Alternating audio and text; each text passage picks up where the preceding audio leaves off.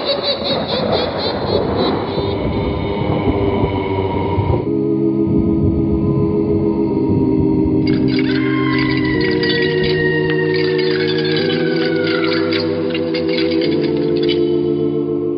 Mysterious Old Radio Listening Society podcast.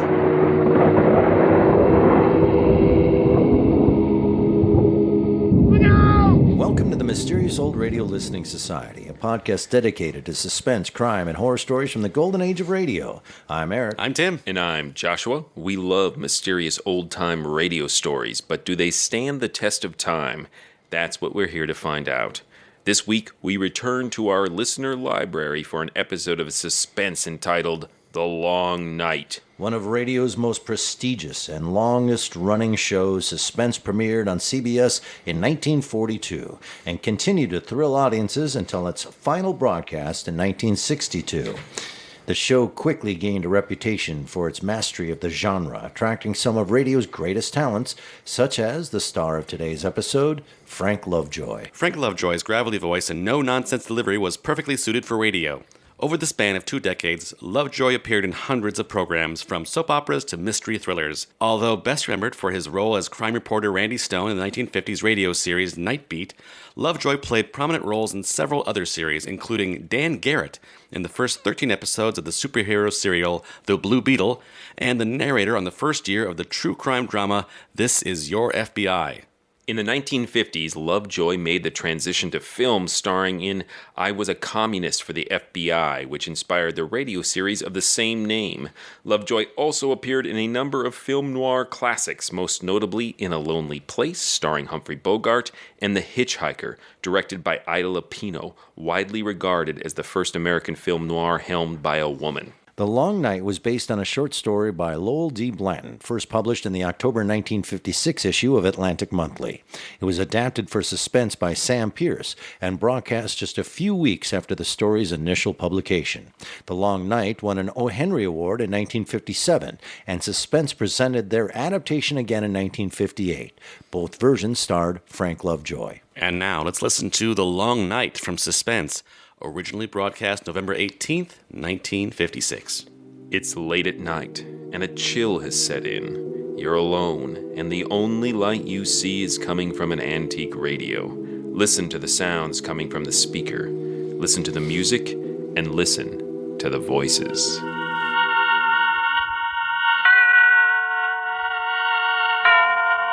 Suspense. And the producer of radio's outstanding theater of thrills, the master of mystery and adventure, William N. Robeson. Take a deep breath and let it out slowly. And once more. No, this is not a caprice. It is a thoughtful precaution. Fill your lungs well now, for you will be holding your breath for the next 30 minutes as you live through The Long Night with Frank Lovejoy. A tale well calculated to keep you in Suspense. This is United 404, 10,000 over outer range. Request lower altitude, over. United 404, this is Rockford Tower. Maintain present altitude until further advised, over. United 404, roger, Rockford, over and out. Rockford Radio, this is Delta 318, over. Delta 318, this is Rockford Radio, go ahead. Delta 318, request permission for straight-in approach. I'm over Milford Hills at 4,000, over.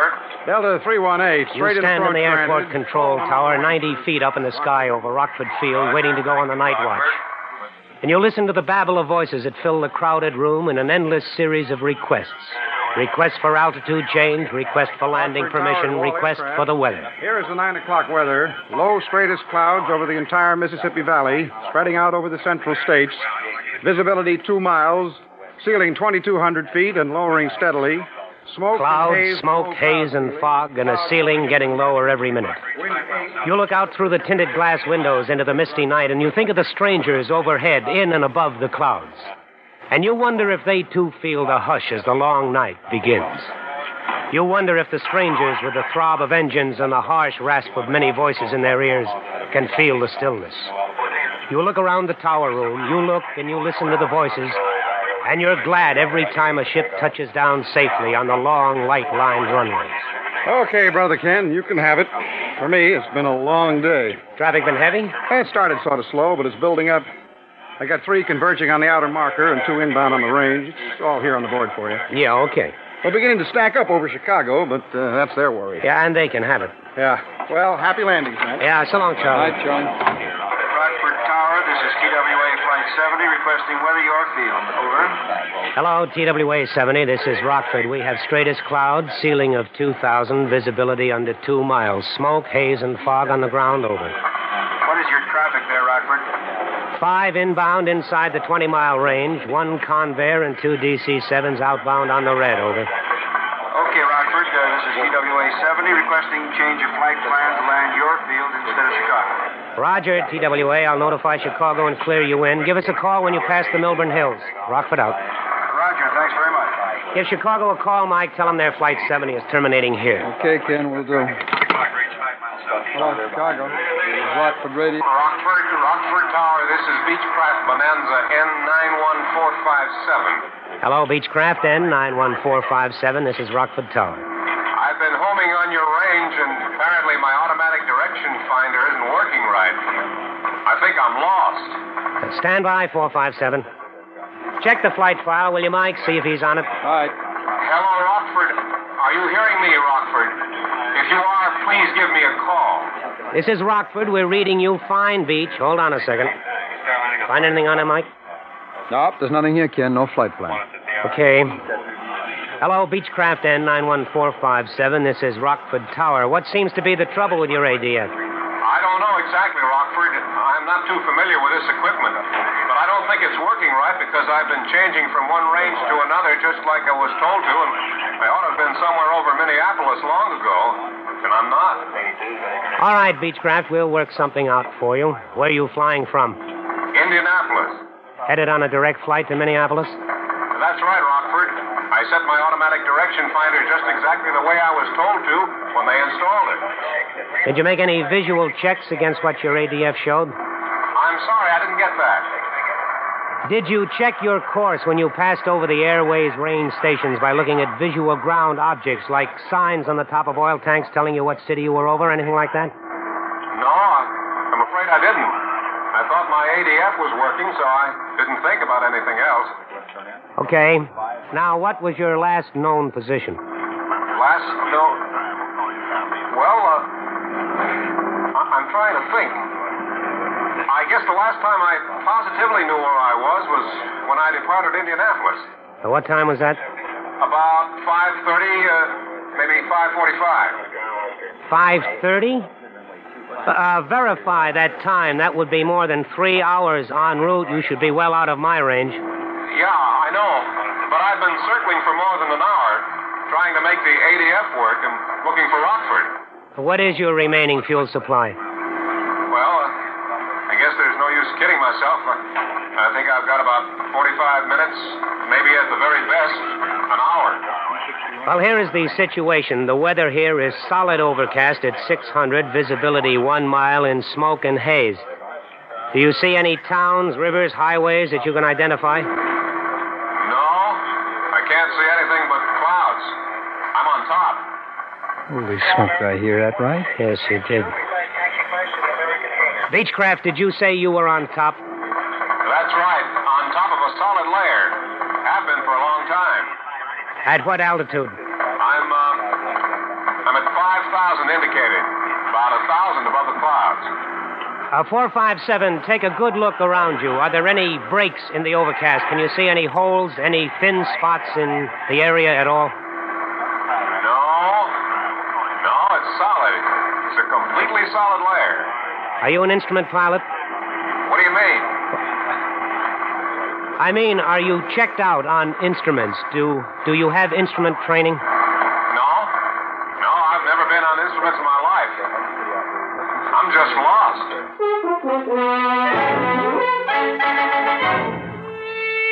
You look at the clock, 9:04. You look at the clock and mentally give yourself 45 minutes. 45 minutes to find him, bring him in, and get him on the ground. You check the latest weather chart and you don't like what you see. Your mouth feels dry. You reach for a cigarette as you punch the mic button and do the next thing that must be done. Rockford Tower, to all planes working this frequency, we have an emergency. Repeat, we have an emergency. Please maintain radio silence on this frequency until further notice. Out. Rockford Tower to Beechcraft, N91457. Come in, 457. Okay, Rockford. Tell me, how did you get on top? Well, it was almost clear when I left Indianapolis. I climbed straight out to 5,000, and later, while I was trying to get the ADF working, I found myself on top. It just happened. Yes, are you familiar with range orientation? No, I don't know anything about that either. I'm just a businessman with a new airplane. I know only enough about the radio to tune in the stations. I know I'm lost, though, and need help. These gas tanks aren't getting any fuller. Yes, I know, 457. I understand. Sure, you understand, but he doesn't. He knows he's lost and he needs help. He understands that. But he doesn't know what the odds are on getting him straightened out and over the field and then getting him down through that solid layer of clouds. You fight down a sudden urge to push the microphone button and scream at him. To tell him that nobody forced him into an airplane he hardly knew how to fly. Nobody forced him to take off on a long night cross-country in weather suitable only for experienced professionals.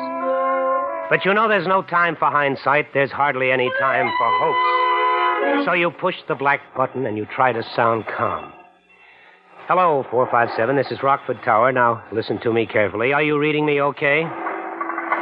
Hello, Rockford. I'm hearing you fine. Loud and clear. All right. Now I'm going to try to get a fix on you. But before I do, I want you to know what the situation is. I'm sure I can find you. I'm reasonably sure I can get you over the airport before you're out of fuel. I am not sure, though, that we can get you on the ground.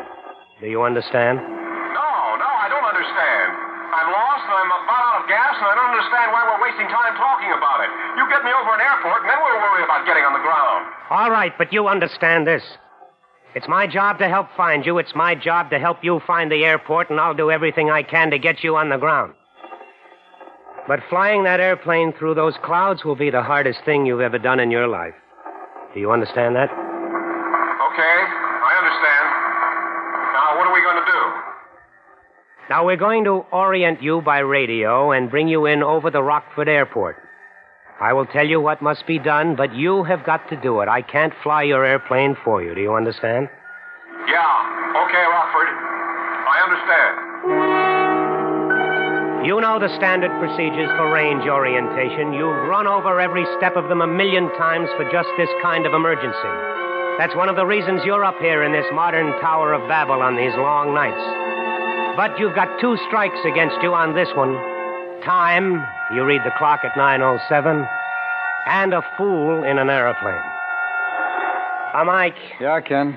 Get Chicago Control Center on the horn. Ask them to set up an alert of all facilities within 100 miles. Roger. You better get them to clear all altitudes in the area below 6,000 feet. Okay, we'll do. You know, I don't know whether to try to get him down through the clouds now and then try to bring him in, or whether to get him over us on top and then let him down where we won't lose radio contact if he gets too low. Well, it's souped up all across the valley, Ken. You might get him down through it, but if he's too far out, he'd have no chance of getting here under the ceiling.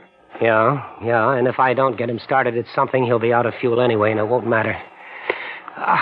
I'm going to bring him in on top. Okay, I'll check weather very closely, Ken. If I hear of any breaks, I'll give it to you. Good, thank you.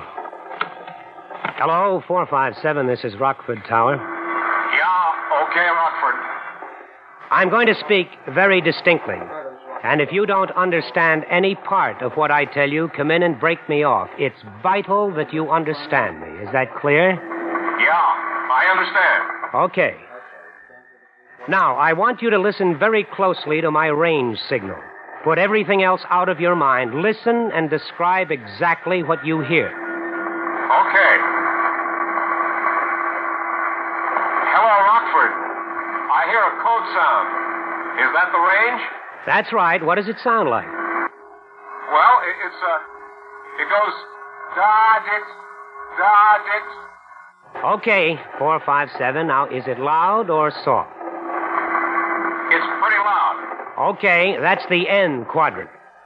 Now, I want you to tune to the Madison, Wisconsin range and tell me what you hear. Okay, wait a minute. Yeah, hello, Rockford. I've got the Madison range. What does it say? It's just like the other, only backwards. Dida. Dida. That's right. I can hardly hear it, but it's there all right. Yeah, okay, 457. That's the A quadrant. Now I want you to try Peoria and then Chicago.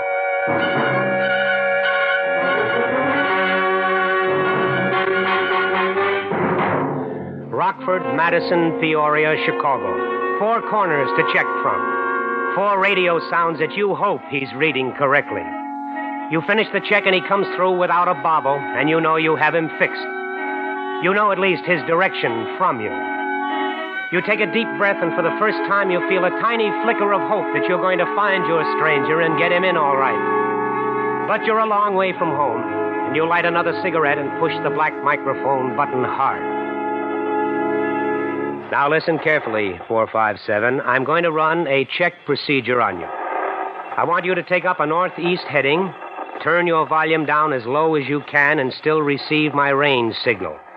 At the very moment you detect a change in signal strength, either higher or lower, advise me. All right, Rockford. I'll do my best. I'm not sure that I'm not at all sure. Hello, 457. Can you hear me? Do you hear me, Beechcraft 457? Rockford. Yes, I read you now. I lost you for a second, but I hear your range signal now. Did you get all of my last transmission? Yeah, I think so. I think I can do it. Hello, Rockford. My gauges indicate empty tanks. There's some gas left, I know, but I have no idea how much. Do you know where I am? I'm quite sure of your direction from me, and I believe I know how far out you are within, say, 20 miles. If what you've told me is correct, I estimate you have 30 minutes fuel remaining. I believe your gauges are indicating normally. Now, try to concentrate on doing just what I've told you to do. Yeah, okay, Rockford. I don't want you to think I'm ungrateful. I realize you can't afford mistakes. But I can't last much longer. I'm not trying to hurry you, but the gauges say empty, and my son is getting sick. You didn't say anything about having any passengers aboard. How many are there of you? Just my son and me. Is the air rough? Is there turbulence? No the air is smooth. But you said your son is getting sick. Yes. You see, he's only 9, and he's getting scared. That's what's making him sick. You don't say anything for a long minute. You just stare out into the miserable night, and your thoughts are not nice. You think of your own kid, and you thank God he's home safely in bed. And you know now, if you didn't know it before, that you've got to bring these strangers home. You reach for the microphone button, but before you push it, the voice is back. What's happened, Rockford? I can't hear you anymore. Did you hear me? I was talking to you, and you didn't answer. Hello, Rockford. Come in, please. I'm reading you. 457. I heard everything you said. Now listen to me carefully. You should be approaching my west course close into the station. I want you to listen closely and describe any change in your signal. I won't call you. You call me when you hear anything change. Okay, Rockford. Hello, Rockford. The signal is much louder now, and I'm getting more of a continuous tone in my earphones, although I can still hear that other signal. All right, 457. That's fine. That's good. Now, listen carefully. Turn your volume down a little more. And when you no longer hear that other signal, and when the continuous tone is loud and clear, and when you hear nothing but the continuous tone, at that time I want you to turn right to a heading of 93 degrees magnetic. Is that clear? Yeah, I think so. You think so? You've got to know so. When you hear nothing but a tone, when there's nothing but a loud buzz in your ears, I want you to turn right to 93 degrees on your compass. Do you understand me? Yes, I understand. Turn right to 93 degrees on the compass when I hear a loud tone. That's correct. The tone is strong now. I don't hear the other signal. Nothing but the tone. Shall I... Yes, turn right, turn to 93 degrees, and advise. Advise? Advise when on course, when on 93 degrees, advise. Roger. Advise when on... I'm on course now, on 93. All right, good. Chicago Control Center has everything cleared on the 6000. They're monitoring the calls, too. Okay, Mike, thanks a lot. What's the time? 9:40, straight up. 9:40? That's 12 minutes to make it in. Hello, 457. You're approaching the range now. You're almost over the station. The range is about 2 miles from where I'm sitting. The signal you hear will continue to increase in volume until you cross the range. At that time, it will fade out quickly. For a moment, you may hear nothing. Then it will increase again rapidly. Now, at the very instant your signal fades, I want you to make an immediate left turn to a heading of 45 degrees magnetic. Take that heading and advise. Understand? I understand. Mike, get on the phone and alert the local police and fire departments. Tell them what we've got and to be on the lookout for a fast move. Roger. Get all the lights on in the field, the runway markers. When we get him down through this, he won't have any time to spend looking for the field. Okay, will do. That is, if we get him down through it. You light another cigarette. You watch the clock on the desk. You try to keep your mind clear, to think ahead, to think of everything that can possibly happen, and the waiting is worse than anything yet. You keep reaching for that microphone, wanting to call him to ask him why he doesn't tell you he's over the range. And you know he hasn't called you because he isn't over the range yet. And you wait, and you wait. And then it comes loud and clear. Rockford, I'm over the range and starting a turn.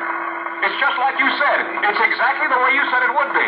Roger, 457. You're doing fine. Now come left to 45, straight and level. Hold it until I tell you different. I'll call you back. I think you got him, Ken. Well, if he's where he ought to be, we should hear him in about 20 seconds. I'm going out the platform and listen. Call me if he calls in. Okay. You stand on the steel grating of that tower platform and you try to hear over the sounds from the field below.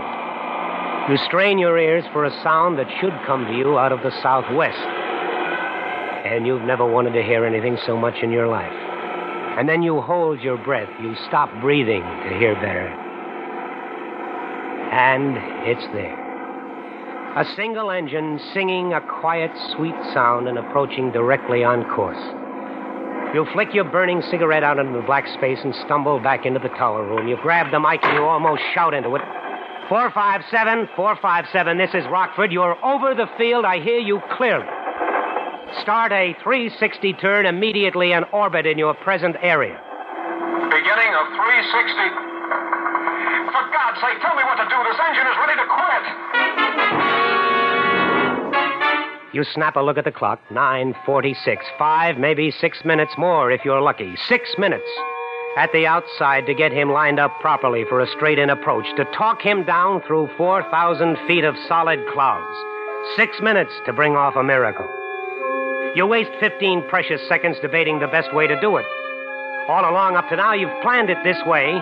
A good, steady, full-scale power approach, nose up a little, flaps down just enough, power on exactly right. Your mind has told you that this was the ticket, the only answer.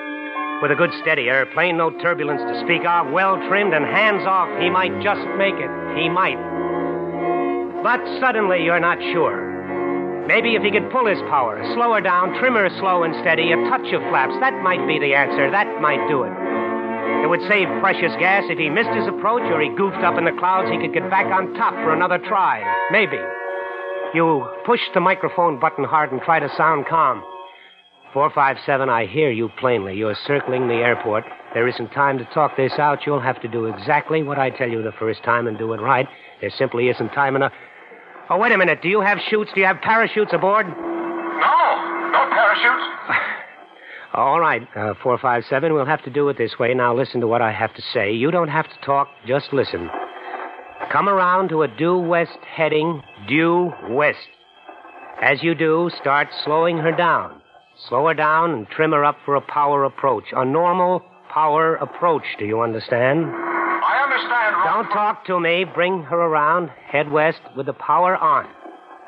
Slow her down. Flaps down to approach position, trim her up, make her steady, Advise when you're headed west and slow down. 10, 15, 20. Where is he? Where is 25? 457, are you there? 457? I'm trying to get her steady. I'm trying to do what you told me. All right, 457. Don't talk. Advise when on course. Rockford, I'm on 270 now. Slowing down. I don't know. I just don't know. I know you don't know. All we can do is try. I understand. I'm down to 80 now. Flaps down and power on. Roger. Continue trimming her. Trim her down good. Adjust your power and trim her until she's descending at a steady 500 feet per minute. That's 500 per minute. Trim her good, do you understand? Trim her so good that she will let down at 500 feet per minute with your hands off. Do you get that? With your hands off. I understand.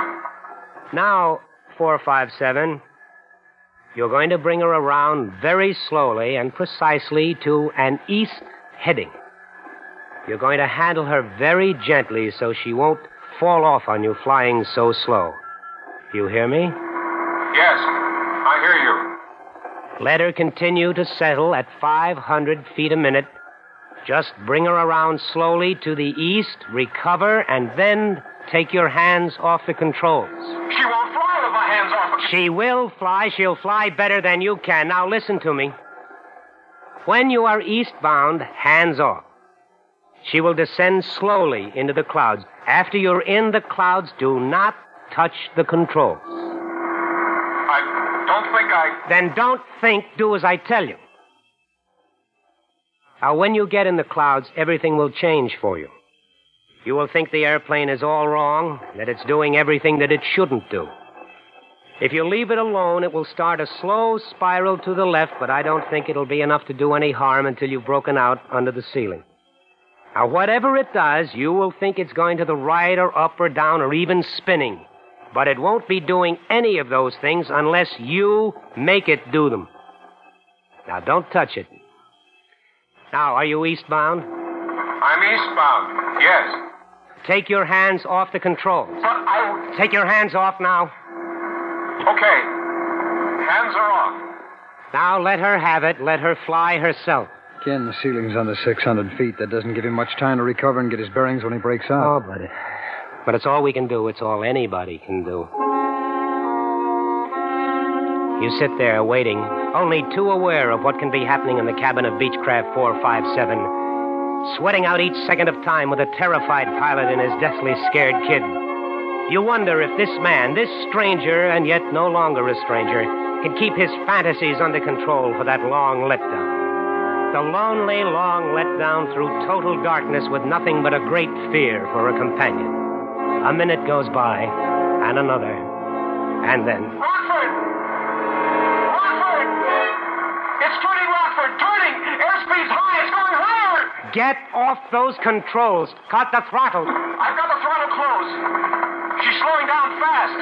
I can't see. I can't... Well, she's going to stall. Give her the throttle. Slowly. Keep your hands off except the throttle. She'll climb back out on top if you keep your hands off her.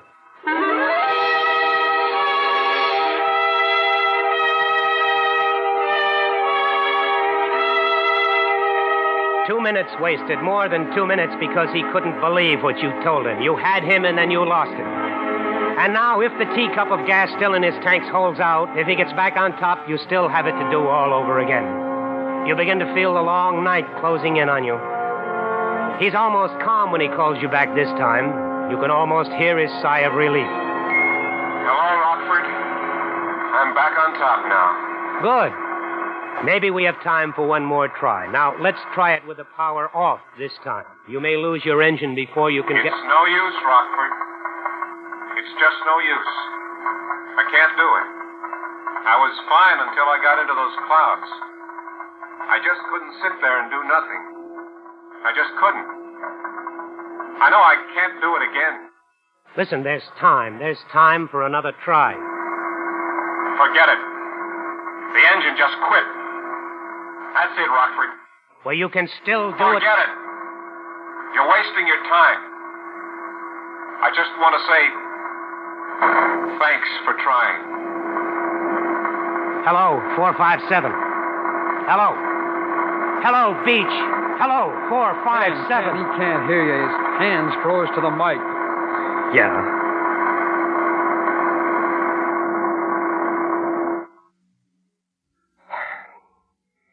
You better hit the crash button.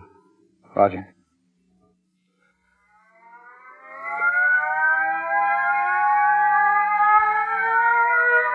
For Rockford Tower to all planes awaiting landing instructions. The emergency is over. Normal radio procedure is now in effect. Rockford, over and out. Rockford Radio, Delta 216, rest. TWA 70, request permission.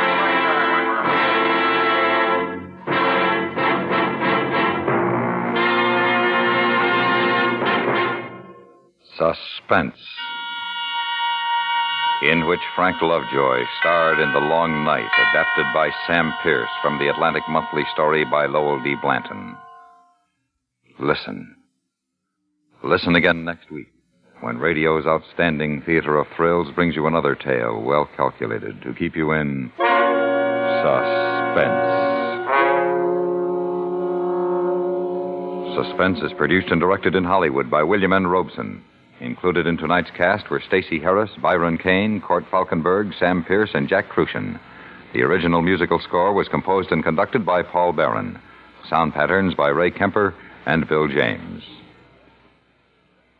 With Jack Benny and his gang back on the air each Sunday, there's just no excuse for a frown. Later on today and every Sunday, get in on the fun on the lighthearted Jack Benny Show. It's always a joy to hear.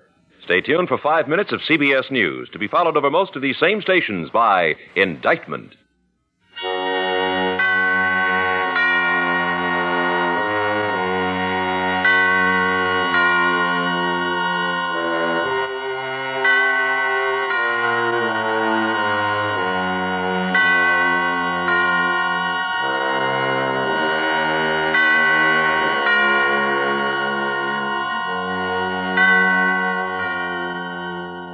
That was The Long Night from Suspense here on the Mysterious Old Radio Listening Society podcast.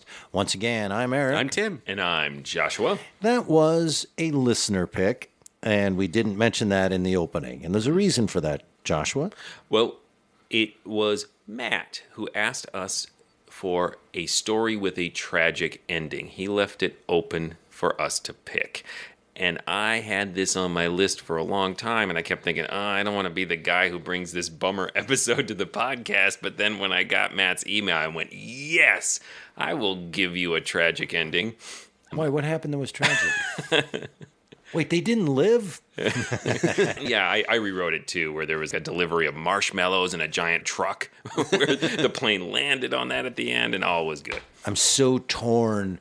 There's something beautiful about this ending in the sense of the tragedy of it, and how badly I wanted a different ending, and not necessarily happy, but more definitive maybe. A middle ground where the father lives and the son dies. Yeah, like something. And then I go back to, well, but there is something really real and tragic about this. There's no doubt that there is suspense in this episode of Suspense. It might be the most naturalistic thing we've listened to on this podcast. There's no element of fantasy in here, and it is performed with such realism. It's a classic. I'm going right to the end of this podcast. It is so beautifully done. This is so riveting. It's so real. From the Foley of them being in the tower to how they problem solved this to how mad you get at how stupid he was to take this plane up. And then when you find out the kid's in there and your anger is his anger. It feels so authentic from the moment this thing starts. This is also, I think, a rare episode where its impact may be even more now than then, because the talking a guy down from a plane is almost is a cliche now. Yeah. We've seen that over and over and over and over again, so that we are even more trained to just expect this to be fine. How obvious is it that they brought in real tower operators to help him write this script. I learned things about how they operate. I don't know Lowell B. Stanton. I don't know the origins of the short story. If this writer had some background in air traffic control, I couldn't find a copy of it online. I don't think it's currently in print, so I haven't read it, and there's very little information. But authentic is the word that keeps coming back to me. Plus, you have this added level that makes this story so effective for radio. Many reasons, but I think the most significant reason is that it's a radio and play in which the main form of communication in universe is communication via radio. It makes it feel really immediate, and you are simultaneously in the tower with Ken, the Frank Lovejoy character, and you're on the plane with the sad sack businessman pilot. To argue a little bit, I think they keep you very specifically in the tower, and you only ever hear the guy over the radio. He's only ever experiencing him through that filter. That is true. But because the situation is so powerful, you can empathize. Yeah. Even though he's a serious dumbass, the guy in the plane. Yeah, like I just pointed up and went and innocent enough, and now I'm in real trouble. He does not deserve the outcome of this. And the kid doesn't deserve it. That secondhand account of the kid being so sick because he's so scared is just And that reveal midway is like, oh, I'm sorry, was this not horrifying enough? You know, I've had this thought in my head from time to time, especially when I watch war movies or anything to do with war, and I think, what would I be? Which guy would I be in the war movie? Would I be the guy that freaked out? Would I be the guy that just moved and got it done?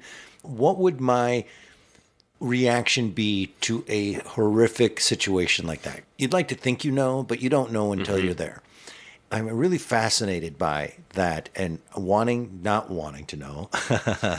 Do you hear me, powers that be? I don't really want to find out. And this moment where he has to dive down through the clouds and not touch anything and just trust it, and he can't do it, is a really interesting, fascinating psychological piece of writing. Yeah. And the script does such a good job setting up how your senses are going to lie to you. I would like to think that I would just go, well, I'm going to die either way, might as well die this way, and just dive through the clouds and hope for the best. I would like to think that. And that's what you're screaming at the guy. Are you kidding me, dude? Just do it. If you are not jammed full of adrenaline, of course that's what you do. But when you are terrified and your child is sitting next to you and everything is telling you you're spinning out of control, I cut the guy some slack for not being able to do it.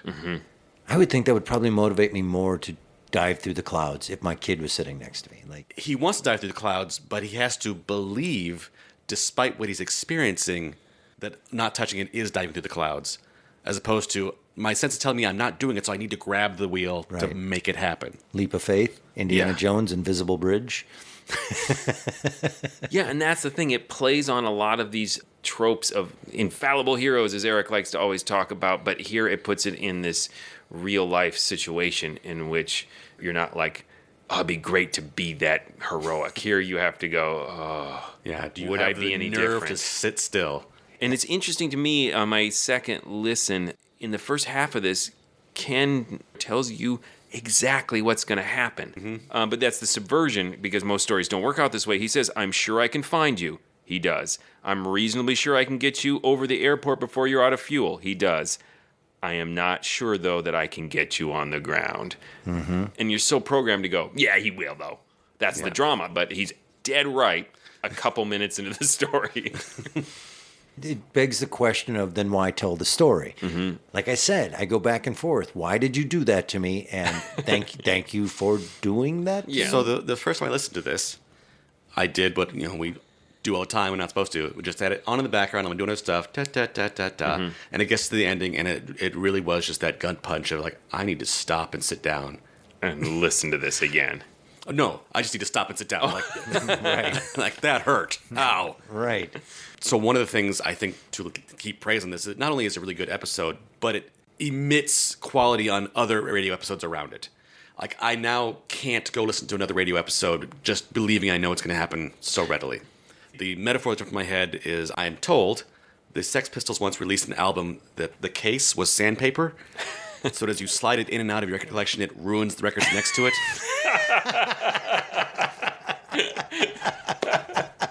This is the reverse. Please tell me that's true. So listening to this made me really appreciate I should not take stories for granted so much. I don't know what's going to happen. I don't always know what's going on. Interesting thing for me was that in my life to do this podcast, there are various ways that I have to listen to these shows. I don't have a regular schedule, so I have to kind of fit them in. And this time, for this one, I had to listen in the car on a commute that just happened to be here in Minnesota. These last few weeks, we've had a lot of terrible weather. I ended up driving when the snow hit last week, where visibility went down to about 5 feet on the freeway, as he's begging him to go let go of the wheel and just go through the clouds. It was surreal because I was driving through essentially clouds. I had no visibility, and I was at the moment just trusting those brake lights in front of me Don't suddenly take a dip. Right. And keeping them at a safe distance, but not too far away, because if I lose those brake lights, I'm going to lose all sense of where I am in the world. I mean, I couldn't see anything. And listening to this at the same time, I had a moment where I said, perhaps I should turn this off right now. I don't think the radio show is the problem. I should probably concentrate a little bit more and not be freaking myself out so much. The other thing I want to mention is I'm a huge fan of Frank Lovejoy. In college, I think, is the first time I started to recognize his voice in radio shows, and I figured out who he was, and I listened for him all the time. But his performance in this, I think, is really phenomenal in that he is calm the entire time, like you would need to be, yet never loses sight of the drama. He switches between this empathetic, unemotional instructions and then has these more intense, honest moments of narration that lets you into what he's feeling internally. And the choice to narrate it in second person, I think, would be melodramatic in any other circumstances when you're doing, like, you sit down at the controls, it just seems like just really overblown. But because this is such a real life situation, it actually pulls you into the scenario. I think it points out something else about being an air traffic controller that I'd never really thought about. But in addition to being a number of skill sets I can mention that we don't need to, that you need for that, the one you don't think about is an empathetic bedside manner for this possible scenario. Yeah, 99% of the time you're going to be talking to an experienced pilot and you'd probably just the facts and give it up. But at some point, you may need to guide someone in a terrible situation, and he struggles with that. He doesn't have that skill set.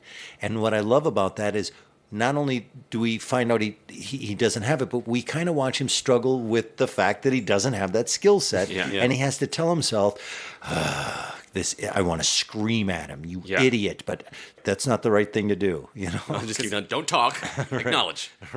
What does that mean? What does that mean? What do you mean? What does that mean? There's also that great moment where he has to go outside to listen for the actual sound of the engine. Oh, you know what the great piece of writing is there? The flick of the cigarette. Yeah. And you realize he's standing out there smoking. Again, and I brought this up before, there are moments when you know you've got a great radio drama writer when they give you a piece that isn't beating you over the head with, picture this, and giving it to you, that they give you a simple sentence that all of a sudden you see everything. You can see him. He's wearing a white dress shirt. His tie is loosened up. The sleeves are rolled up. He's got the cigarette in the corner of his mouth. Yes. The headphones on, and he's slumped over. With just a sentence of, I flipped the cigarette and went back in. That bit of narration, too, though, it is so close and personal to him. And that all the details you were given are nose to nose with this guy, which is all works towards, and his performance, how much you are really based in him. You are totally sympathetic with his feelings, with what he's doing. And so, I thought the same thing with the cigarette, of every little motion he goes through, you are there with him. And again, he has to authenticate it through sound. It is perfect for radio. He still can't see the plane. He has to go outside and listen for it, just like we're listening. Do you know what's great about that sound is how it wasn't obvious at first to us either. Like it was distant enough where you go, am I hearing it? Oh, there it is. And then it got loud. It was just perfectly done. But that idea of being smart enough as a writer to realize that you could have written that whole scene without that simple sentence of flick the cigarette, and we probably would have been fine.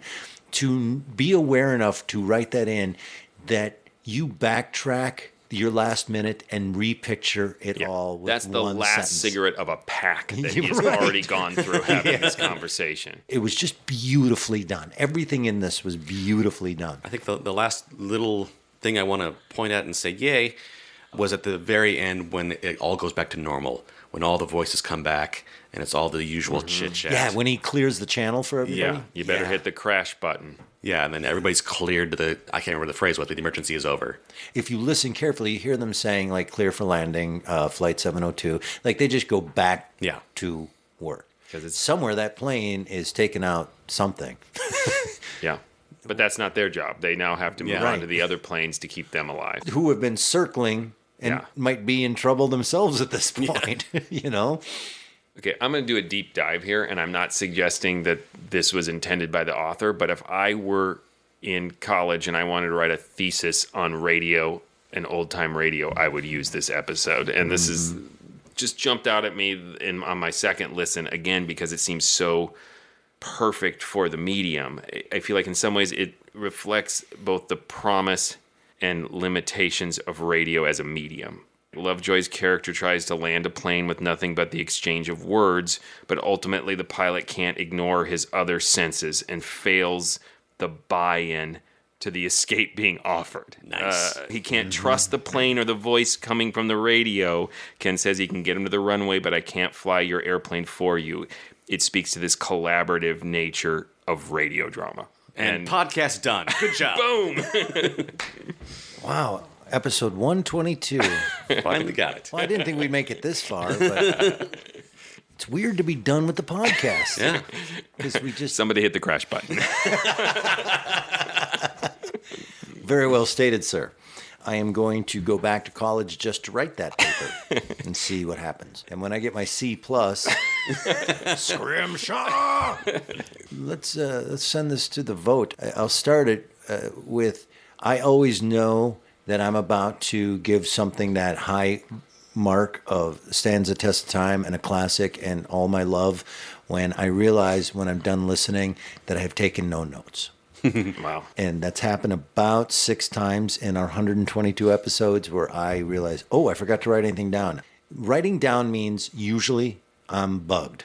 When I'm pulled out of the story, that's when I feel compelled to write notes for the podcast.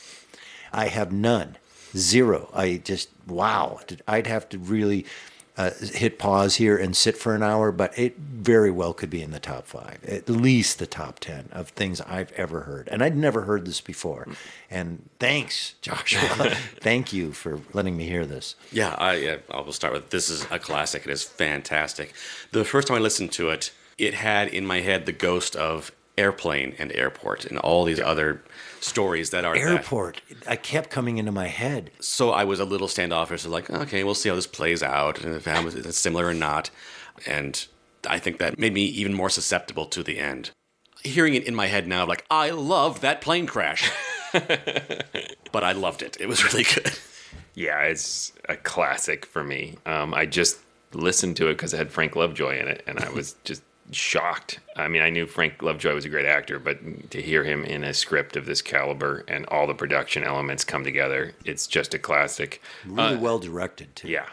And to end it on a slightly lighter note, I listened to the opening announcement from the second broadcast of this in 2 years later in 1958, and according to William N. Robeson, after the initial broadcast of this play, Frank Lovejoy started taking flying lessons and went on to earn a private pilot's license. And he sort of suggested to commemorate this we've decided to present this story again, which seemed like the weirdest celebration, like inviting only divorced couples to your wedding. Like, it's like Frank used to listen to this while he was flying. Yeah. The Dean Martin Airport. Yes. Because if you imagine Dean Martin in this, it gets a little less horrifying. All right, well, I'm going to go down through them clouds. You will have to eventually start steering again. It's a marshmallow world we live in. Tim, tell them stuff. Please go visit ghoulishdelights.com. You'll find other episodes of the podcast there. Information about our live shows. If you're in the Twin Cities area, check it out. You can find us live on stage doing old radio shows. You can also get a hold of us through various social media outlets, Facebook, Instagram, Twitter.